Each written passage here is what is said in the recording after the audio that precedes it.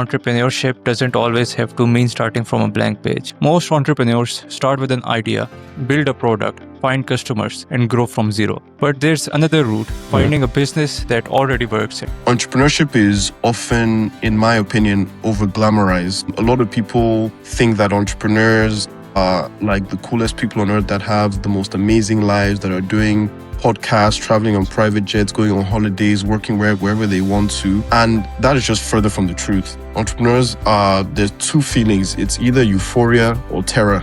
There's no in between. The quickest way to actually get rich, or the most, I would say the most consistent way throughout the entirety of time, is to get a job at a great company, and you can get all of the benefits with a third of the risk. When you assess a business, how do you distinguish between a company that has genuine growth potential and where the numbers may look attractive? Founders will tie the efforts, blood, sweat, and tears that they've put into the business as what the business should actually be valued at. And you can't put a number on your blood, sweat, and tears. And we're not going to value it based on the blood, sweat, and tears. We're going to value it based on the amount of revenue and profit that it produces.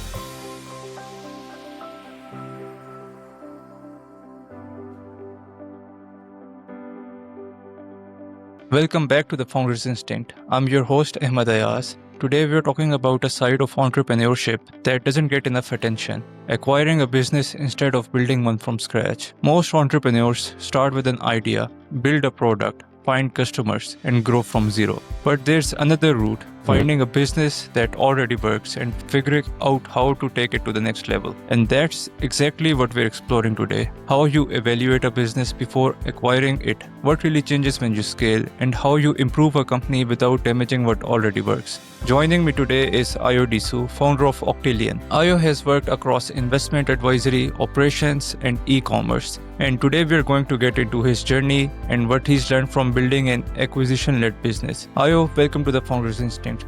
Great to have you here. Thank you very much for having me, Ahmed. Real pleasure. Let's start with your journey then, because you've had quite an interesting path into what you're doing today. Could you take us through your path from investment and advisory roles into operations and eventually into building Octillion? Sure. So with the way things kind of started for me, I'd have to go back a few years, probably almost 15 years ago now, when I first did an internship when I was about 16. I worked in a private equity firm, and at that firm, I just sort of got into this whole world of investing in companies, buying companies. While I didn't have, I would say, a real understanding of what that process looked like from start to finish then, because I was still so young, it basically just got me very interested in what this process could be like. And I've always had a passion for entrepreneurship, just given the fact that my father was an entrepreneur. My mom also, even though she worked as a civil servant, was also quite entrepreneurial. So one of the things that I always knew is that eventually I would become an entrepreneur. My sister is also an entrepreneur, so we're a very entrepreneurial family. So having basically done that internship, I went to uni. After uni, I did a master's. After my master's, I went back to Lagos and Nigeria, and then I worked as a sort of advisor, consultant for a family office where they were looking to increase, obviously, their capital flow as well as also just visibility. And while doing that project, I sort of just wanted to reskill a little bit more. So it actually led me to taking on another master's. And from doing that master's, I then came to read a primer on search funds from Stanford. And when I was doing my final thesis, and reading that thesis, it was basically just what a search fund is. At the time, I didn't know what a search fund was, just given the fact that I had primarily just been aware of private equity, but a search fund is also basically a subsection of private equity. It's just, instead of doing it on a portfolio level, you're doing it just looking for one company. So when I read that, I literally read it in a day. I was like, okay, this is what I want to do, because it kind of combines two things that I really liked, which was the finance as well as also entrepreneurship. So, and it then opened my eyes to saying, okay, look, you don't actually have to start a business. I'm not a technical founder. I'm not a software engineer. I'm more of an optimizer. So, and with that, I feel like a search fund is tailored towards people that are more optimizers. And that really was the start of the journey prior to me finishing my master's. I then incorporated the company and then set out on this journey of essentially becoming an acquisition entrepreneur. And then since then, we've done about 4 acquisitions to date. And now we're in talks to do even more, partnered up with some other gentlemen to look at similar type of businesses still within the e-commerce space or digital space, but now a little bit more niche. So yeah, I hope that is a good synopsis of the journey and what has led me here. Okay. That experience seems to have shaped the way you look at businesses today. What point did you realize you wanted to move from advising and investing into business to actually operating them yourself? So I think that's one of the differences with a search fund model as opposed to a traditional private equity model. With that, obviously, with the private equity model, you're typically just investing and you're not really running the business day to day. Whereas obviously with the search fund, the person that ultimately buys the business is the person that ultimately takes over the from the vendor. So I think to be a good investor, you need to have good operational skills. I think it's very, very important that you understand how the business runs and you're there physically. You can see the entire operations of the business. When you're looking at at a business, especially from an investment perspective, when you don't really know the ins and outs on how the business actually works operationally, I feel like you are at a disadvantage to really understand what is driving that business. There are a lot of things that sometimes do not come through in the numbers. Which is why people that start off to those that obviously have been in the field doing it more or less on a day-to-day basis. So I've always wanted to get that operational experience early on in my journey, just because I felt like it would give me a better lens to become a better investor later down the line. So for me, it's right at the start of my career. I've wanted to be an operator for a period of time because I know that the skills that I gain from being an operator would lead me to becoming a better capital allocator, a better operator, as well as also a better identifier of issues that could be solved later down the line. So yeah, right from the get-go, I would say is when I've wanted to kind of be involved in the actual day-to-day running of the business. I think now I've realized that there are certain things that I can do from a capital allocation standpoint, and I feel like I'm more inclined to being a capital allocator rather than a day-to-day operator, just through more maturity over the time. So yeah, I think that's how things have evolved for me anyway. Okay, these experiences seems to have shaped the way you look at businesses today, which brings me to Octillion. Octillion is focused on acquiring and growing businesses rather than simply starting companies from scratch. What attracted you to acquisition entrepreneurship, and what do you look for before deciding that a business is worth acquiring? Yeah, what really got me into acquisition entrepreneurship was, like I said, reading that search fund primer to know that okay, this is actually a viable path to take. Because typically, especially in popular media, you are inundated with a lot of like the founder stories. So for example, obviously social network, Mark Zuckerberg, Elon Musk, all of these incredible people that have created wonderful companies that have created wonderful opportunities for a lot of people and the economy. But at the flip side, there are other people that are, I would say, acquisition entrepreneurs. You have people like Mark Leonard from Constellation Software. You have people like Bernard Arnault, who is an acquisition entrepreneur and has built a huge conglomerate with LVMH. And you have a plethora of different people that may not necessarily go super noticed, but a lot of these people have essentially just acquired businesses as opposed to started businesses. So yeah, just again, with my skill set, with the things that I'm interested in, which is entrepreneurship, which is operations, which is finance, I feel like being an acquisition entrepreneur, it blends all three of those things in very nicely. And with that, I feel like it's created an environment in which I'm able to operate and operate very comfortably, very happily, because I know that it's tailored to my skill sets. So that's what really got me involved in it. My end goal is to sort of have a holding company of multiple different businesses that all complement each other, but at the same time are all extremely profitable. And in terms of Octillion and what we're looking for, I would say initially started off focused on the e-commerce space, especially back in 2020. You had obviously COVID, so e-commerce boomed very, very heavily. You also had a lot of players coming into the space called Amazon aggregators. And you saw, I think it was about 15 billion worth of capital flew into the e-commerce industry within that time. And within e-commerce, obviously, the focus was primarily on CPG, so consumer packaged goods, and FMCG, so fast moving consumer goods. And within food and beverage and beauty. So first company that we bought was a coffee company. Second one was a sort of skin tech company.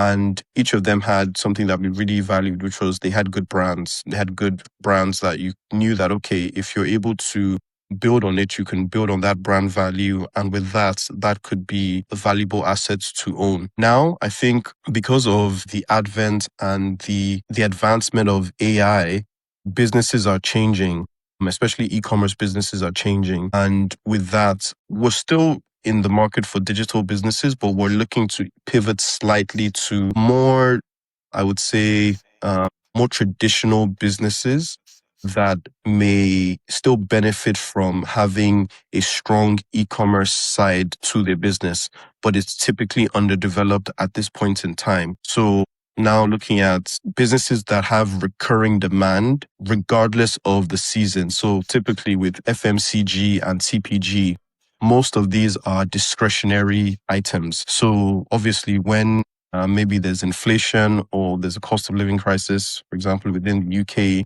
consumers are very, very, I would say, careful about where they spend their capital. So it means that discretionary businesses and discretionary things are the first typically to get hit. So we have to go into another sort of market, which is maybe more B2B, more recurring, and things that obviously people, regardless of a recession or a downturn, will still spend money on. So now looking at things like digital training businesses within the corporate space, that's a B2B angle. That's something that's evergreen, something that you can leverage AI on, and things like that. That was a very nice response, like for even from an investment point of view. Moving on to the next question.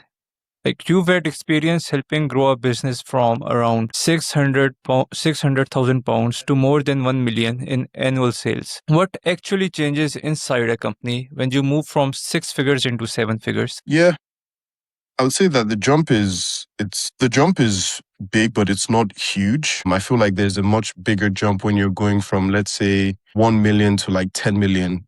Then your systems really, really change. But some of the things that I would say that changes is depending on your type of business. If you're obviously going and you're doing more revenue, it means that your cost base typically most of the time is also increasing. So I give the coffee business as an example. One of the things that led to growth was expanding into new markets as well as also expanding the product line. So a bit of horizontal integration. So taking maybe one bag or one product that had maybe a 200-gram bag and then now introducing maybe like a 260-gram bag and then also introducing a 980 or 1 kilogram bag. And with that, you're able to squeeze a bit more from that one hero SKU. But at the same time, now you have 3 more sub SKUs under that parent SKU, meaning that you now have 3 times the cost because at the same time you're buying more and you still benefit. You can benefit obviously from economies of scale if you're ordering more, so a little bit of your cost, but at the same time, it's still an additional cost to your business. So managing stock, managing inventory, and having a process for managing that inventory is very important so that you don't ever run out of stock. And especially when you're obviously selling on platforms like Amazon, you get punished for being out of stock. And that obviously can have an impact on your ranking, your ratings, your reviews, things like that. 2, if you're obviously expanding into new markets like we were, you have a situation in which each market has different requirements. So if you're expanding obviously into Germany, into Poland, into Spain, each of those different markets have different requirements that they need, whether that be from a labeling perspective, whether that be from a registration of, I don't know, tax and things like that. All of these little different nuances, they obviously begin to add up. Additionally, even your internal systems and your processes. So for example, having a way in which you can track, okay, these are all of the different things that we're working on. Could it be product related? Could it be marketing related? Could it be finance related? You need to have good internal systems that can all speak to each other so that they're all getting real-time data so that you have up-to-date information so that you can make informed decisions. So this entire sort of shift are some of the things that obviously happen when your business starts to grow. It's just like, for example, when you go to the gym, if you spend all your time training your chest and you don't train your back, you're going to look very deformed. So you have a well-developed chest, but you don't have the back strength to actually hold on to it. And it's just with business. The better your business becomes, especially on the outward from a revenue perspective, the better your internal systems need to be to manage that growth. And I think that is primarily one of the biggest things that I would see would make a big impact into, okay, this is how you scale and this is how you scale well, because you see a lot of businesses that scale, but then for some reason they end up now going out of business and you're like, oh, how did that actually happen? That this business grew from 10 million to 100 million, but still failed. And 90% of the time, you will see that it's internal processes and it's typically financial engineering. And those are two things that you really need to get right. This leads us into something that's really important, into deciding whether your business is actually worth buying. When you assess a business, how do you distinguish between a company that has genuine growth potential and where the numbers may look attractive, but the underlying operation is weak? Yeah, most times I would say that a lot of businesses they're not buyable because, especially if it's on the smaller side, which is why you see a lot of like private equity firms tend not to get involved with businesses that have less than 1 million, 2 million, or even 5 million in profits. And that's because typically those are owner managed businesses without any lack of I would say management system in place. So it's typically the owners that are doing everything. And with that, what you tend to do or what you then end up doing is that you buy yourself a job. And for most acquirers, that's the mistake that a lot of people will make, in that they think they're buying a business, but they end up just buying a job that they then now have to step in and run. I've been there, so I sort of understand how you can easily make that mistake, or how you can just easily make that decision. And one thing first is just where you're buying, you're going to be in that position where you see that the owner is doing everything themselves. And one of the things that you then have to do is see, okay, how can I take what is in that business owner's head and then codify that to then put that into a system and a structure that we can start to then delegate to relevant people with the relevant skill sets to then obviously start to handle that. And it goes back to the very famous business book that I'm sure you may have read, which is obviously Michael Gerber. And he talks about essentially working in your business versus working on your business. So what I'm trying to do now is work more on the business as opposed to in the business. So that's the first thing you would notice, is that the owner is typically doing a lot of the day-to-day stuff. There's no established systems in place. A business that may have a good database of people, things like that, and even if it's a B2B business and may have maybe 5, 10 customers, you then now find out that most of those customers are friends of the owner. So that then now creates a huge problem for you post acquisition, that, okay, now that the owner is not going to be as heavily involved anymore, are you still going to have those contracts that may account for 80% of your revenue? And that again is a very tricky position to be in. So businesses like that, where there is a heavy reliance, every business obviously relies on the founder to an extent, but a business that is able to de-risk that is usually able to command much higher multiples. than a business that is not able to or has not shown to de-risk that yet. These are some thought-provoking red flags. Like, is there any way to negate these red flags or lessen their effects when you're acquiring a business? Yeah, so this is where obviously just thorough due diligence comes into place. So just ensuring that you're covering all of the key relevant areas. So commercial due diligence, obviously this is really just around the processes, the operations, the contracts, to understand obviously how is this business being actually derived? Is it a lot of personal networking from the founder? For example, I had a situation in which we're looking at a business and 90% of the inbound that was coming to them was coming directly from the founder's personal brand. And that founder's personal brand is obviously built on the founder's social media. And that's not obviously going to be part of the sale because that is a separate thing. But that thing is what is driving a huge part of the revenue of this business. So they're sort of interlinked. So again, doing due diligence, you start to find out some of the links and you then say, okay, in that situation, is it possible to get the personal brand as part of it? Maybe you hire the founder as a sort of advisor, marketeer, ambassador for the brand so that they keep doing what they're doing.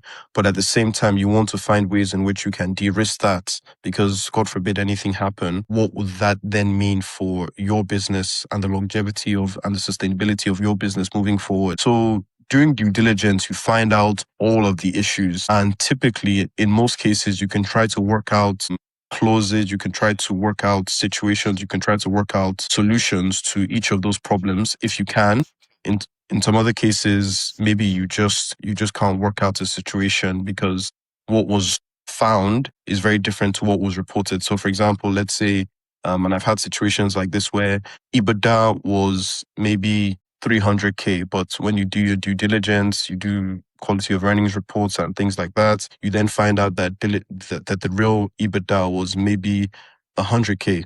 So now that obviously materially changes the valuation of the business. So when you go back to the seller and then you say, look, you said 300, it's actually 100, and our valuation was based off this number. And even if you were to move forward, we would have to revise the amount that we pay. Sometimes sellers are like, no, I don't want that and stuff like that. But you're looking at it empirically, but founders, for the most part, which you can understand, especially if you've built or if you've put a lot of like blood, sweat, and tears into building that business for a long period of time, a lot of founders will tie the effort, blood, sweat, and tears that they've put into the business as what the business should actually be valued at. And you can't put a number on your blood, sweat, and tears. And we're not going to value it based on the blood, sweat, and tears. We're going to value it based on the amount of revenue and profit that it produces. Sometimes some founders, they're not ready to hear that number. Like if I told you you've been working on this Founders Instinct podcast for 20 years, and then I come and I tell you, oh, this business is only worth £2,000, and you be like, there's no way. You feel your ego will be hurt. So those are some things that you have to try to be delicate. I always say that doing a deal is like the ultimate dance. You have to be very delicate because a lot of emotions, things like that. But most times, that is how you know whether the business actually that you're buying is going to be a good business. It's just, okay, is the founder sort of removed from the business in a way? And is there a way that you can remove the founder in a way that doesn't then affect the business? So that's just one of the main things, basically. That was a very nice answer. And I imagine the due diligence part, which you mentioned, becomes even more complicated when you're dealing with different markets and sales channels. Exactly. You've worked across e-commerce, Amazon, direct to consumer, and multiple European markets. What operational challenges become much harder when a business starts expanding across channels and different countries? Yeah. So I think the good thing with e-commerce is sort of the interconnectivity that you have, especially with a lot of these like channels. So, for example, let's say you're looking at your website as one channel. If you have an Amazon channel, you look at that as another channel. If you're doing anything in the physical world with retail, you have that as another channel. And you have all these multiple different channels that you obviously need to monitor. And especially for small retail business or smaller sorts of like e-commerce businesses, most often than not, you'll probably have one main channel that is driving a bulk of your revenue. But obviously, when that starts to change, you may need to change some of the things that you were doing before. Like I know a lot of people that have gone into retail, they've just needed to now increase their marketing budget. So because they need to be able to push and get a high level of customer awareness because now they're in the supermarkets, and for them to stay in the supermarkets, they need to ensure that they're obviously selling, and that needs to obviously be factored into the marketing push that the brand is doing. So now you find yourself having to increase your advertising cost, not necessarily because your direct to consumer segment needs it, but because now your retail channel needs it. And that's just some of the things you have to consider when obviously you're expanding into multiple different channels, especially if channels that you've never tried before. When you're going into new geographies, it's really just a case of the legalities of all of that. I know, for example, if you're expanding to Amazon, within Amazon, in the different Amazon geos, you need to obviously have any sort of like your VAT, your tax collection policies, processes, all of these things in place. Obviously, there are companies that can help you with that, but it's quite a tedious process. And then what may work for one market may not work for another market, just given the regulations of that said market. So there are a lot of different things, and which is why you need to have at least a team or resources in place that can enable you to do all of these things so that you then don't have to be the person that's doing every single thing, especially as the business is scaling. So everyone starts small, right? You talked about retail business and how you talked about retail business and the people you know, how they increase their marketing budget. Is that something you can usually anticipate before expanding, or do you understand the complexity once you're doing it? Yes, sometimes there's some things that you learn on the job, but there are certain other things like with every acquisition, at least for us, we're not thinking of what's going to be the plan post acquisition. We're already thinking about, okay, what is going to be the plan during that process? So the minute that we see a business, we're already thinking, okay, what is the growth? What's the growth plan? What's the growth model? And what are we going to need to achieve those plans? What resources are we going to need? In what areas? Is it in marketing? Is it in product? Is it in personnel? You start to factor in all of that from the get-go so that when you finalize the acquisition, you're not then now trying to figure it out. You already have a plan. And then as soon as you obviously acquire the business, you then start to implement that plan. So this is definitely something that with good planning, you can foresee. Again, it may change just given, I don't know, let's say new information that you find out, but it's definitely something that you can plan for. And it's definitely something that you should plan. Looking at your journey with Octillion, what have been the biggest challenges you've faced while building Octillion and pursuing an acquisition led model? Yeah, I think with the acquisition side of things, it's a lot of, especially when I remember before we did our first acquisition, it took almost, I think, 14, 14 to maybe 17 months before making that first acquisition. And it can feel like you're not really moving forward because within that period of time, you're not earning, you don't have the business that you're working on. It's just a lot of this abstract work. I think we looked at probably over 100 deals before we found that deal. And each of those deals, obviously, there's a lot of legwork that you have to do. So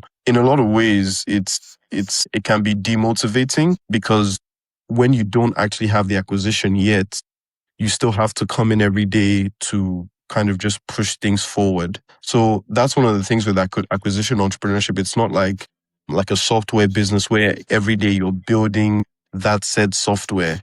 You're working on it, you're seeing it. This one is you try and obviously buy a business, if you're trying to buy the business, there's a very good chance that somebody else is trying to buy that business. And there's a whole process that comes with that. To also just dealing with the entire M&A process, from capital raising, from an equity perspective, debt perspective, structuring the deal. So it's an entire ecosystem of different things that eventually you get good at when you've done it enough. But at the time when you're first starting, it feels like it's just a lot of desk work without you moving the needle, if you see what I mean. So yeah, I'd say those are probably some of the biggest challenges. And also try not to fall in love with a deal, because if you've worked on something for a prolonged period of time. I remember we had a deal. One of the first ever deals that we did was a Swedish beauty brand that we wanted to buy. We had worked on it for, I think, about 3 months, and it fell through basically like in the final week. And in hindsight, it's actually very good that we didn't do that deal, because what it taught us was that it takes the same level of effort that it takes to buy a small company is more or less the same level of effort that it takes to buy a big company.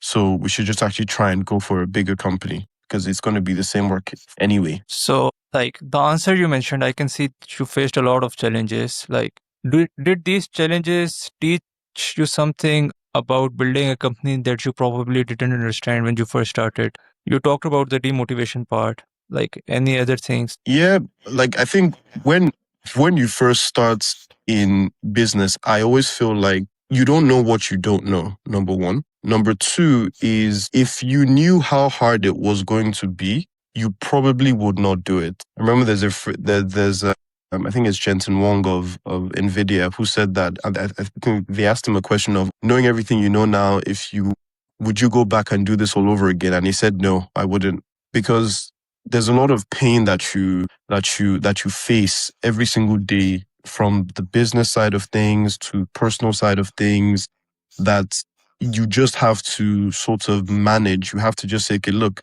even though I'm going through all of these things, I need to be relentless in essentially achieving the objectives that I've set. So I say this is why I always believe that it's better to start to try and build a company or get into entrepreneurship while you're young, because while you're young, you still have a little bit of naivety. Whereas when you're a bit older, you're a bit wiser, and you're a bit less inclined towards taking risk. And with that, there's no reward without risk. So that's one of the things that I've really come to realize. And again, entrepreneurship is the ultimate sport. It will build you. There's nothing that will build your character, your resilience, your focus, your motivation than you trying to run a business. It's absolutely nothing, in my opinion. So yeah. I couldn't agree with you more over there. You're totally right. Another question. Once you acquire a business, how do you decide what needs to change immediately and what should be left alone, so you not damage what's already working? Exactly. And this is some of the stuff that you find out during due diligence, and especially just speaking to the owners of the business, to find out, okay, what are the key things that work? What are the key things that really drive the revenue? So, for example, if it's a specific product that is driving a decent size of the revenue, or decent portion of the revenue, you want to make sure that, okay, that product is in stock. You don't want to change anything to it. You want to have adequate marketing budget around it, things like that. You want to have a list of, okay, these are things that work and that don't necessarily need changing.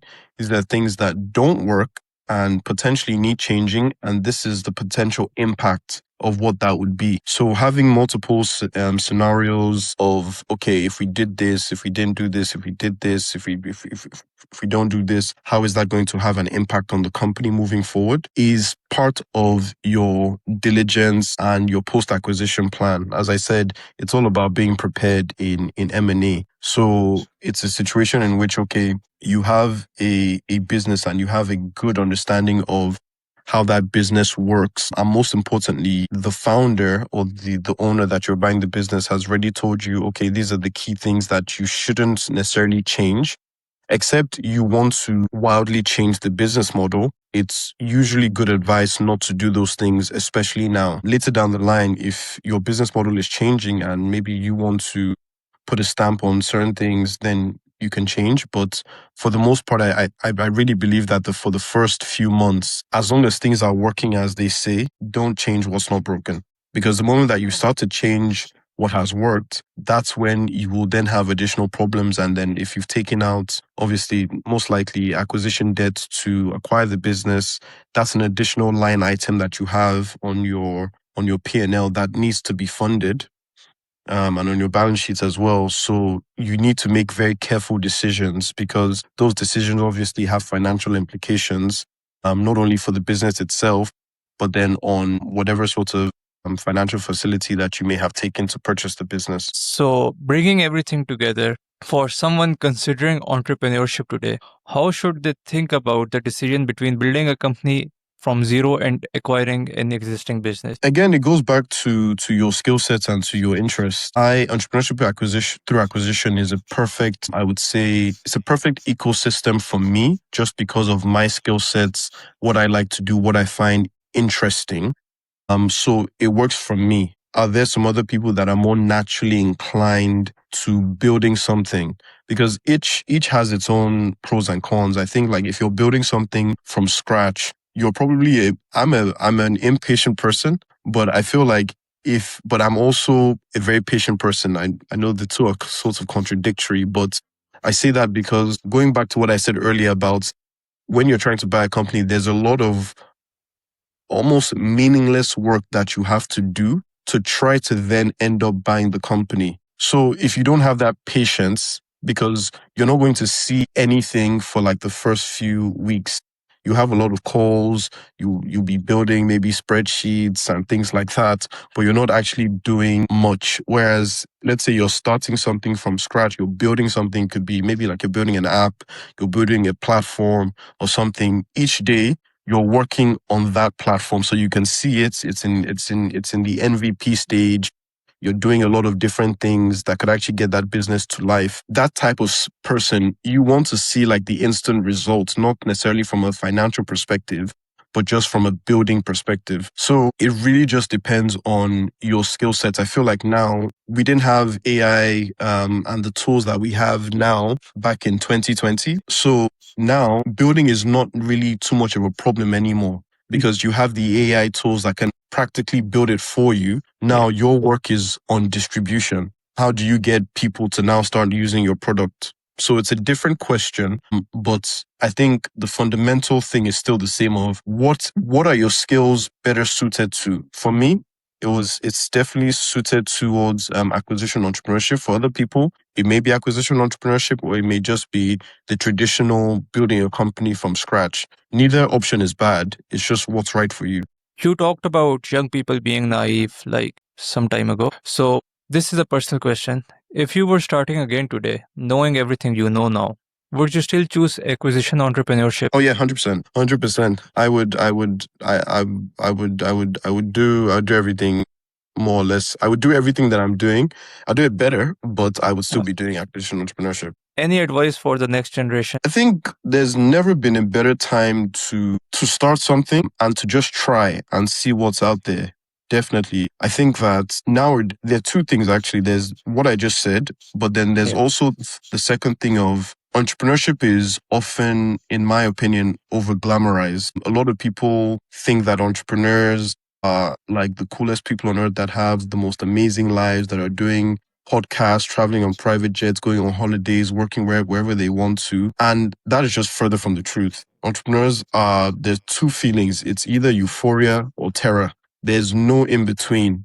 And if you're not cut out for that, there's absolutely nothing wrong with getting a job. The quickest way to actually get rich, or the most, I would say the most consistent way throughout the entirety of time, is to get a job at a great company, and you can get all of the benefits with a third of the risk. Because with entrepreneurs, it can work out and it can work out incredibly well, but it could also blow up and you'll be left with nothing. So, which is why I say I think everybody should try. And then when you try, you then see, okay, do I actually have what it takes? And entrepreneurship doesn't have to be, oh, you build $100 million company or £100 million company. It could just be maybe you're doing small things, like if you have a passion for art or painting, you could have a small side gig where you paint 5 different pieces for people and sell it, and you're happy with that. It brings in some additional income for you, and that's about it. You keep your job, you keep your pension and your benefits, and that in itself is very admirable. So it doesn't have to be this $1 billion unicorn approach all the time. So yeah, that's for me. It's just, what do you actually want to do? Where do your skill sets lie, and also, are you willing to just try? So that's sort of my own take on things. I don't know if that's really good advice for people, but I hope it's useful. That was wonderful advice. I couldn't agree more, honestly. Ayo, this has been a really interesting conversation. I think what's particularly interesting about your approach is that entrepreneurship doesn't always have to mean starting from a blank page. There's another path, which is finding something that already works and figuring out how to make it better. Thank you so much for joining us on Founders Instinct. Thank you.